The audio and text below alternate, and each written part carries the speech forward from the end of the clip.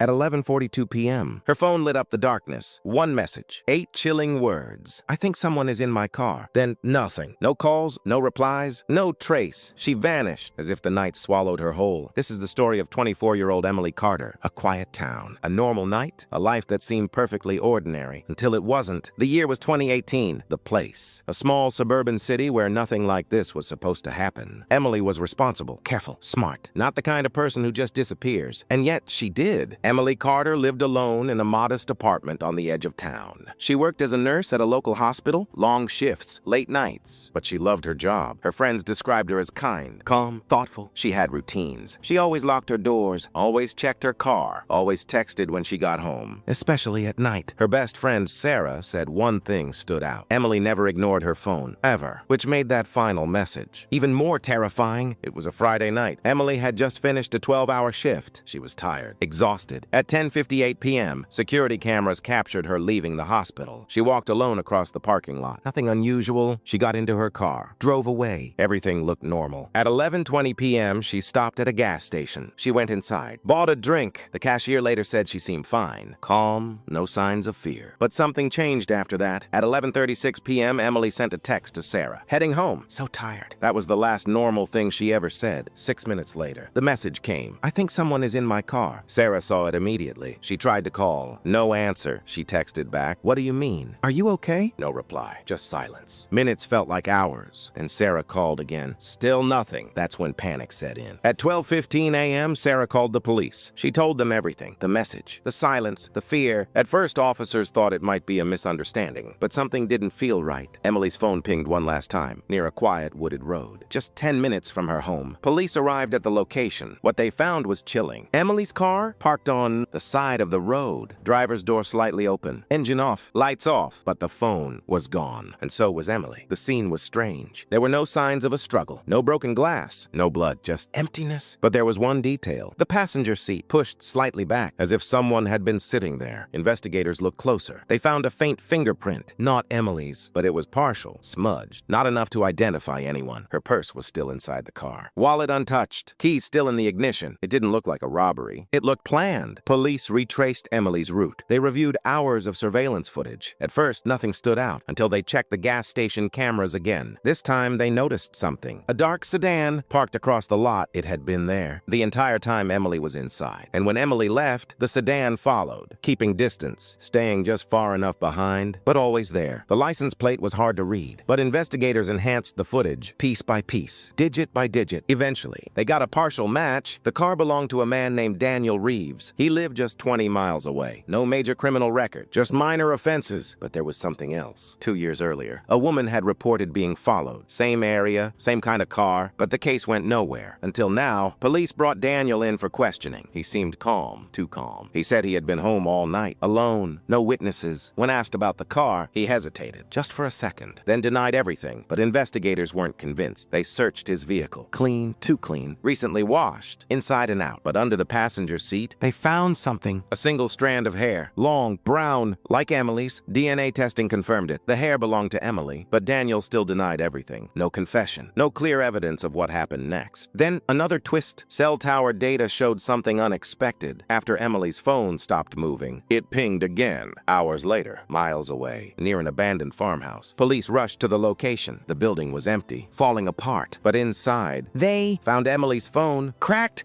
damaged, and one more thing. A message. Never sent, drafted, but unfinished. It read, he's not in the passenger seat.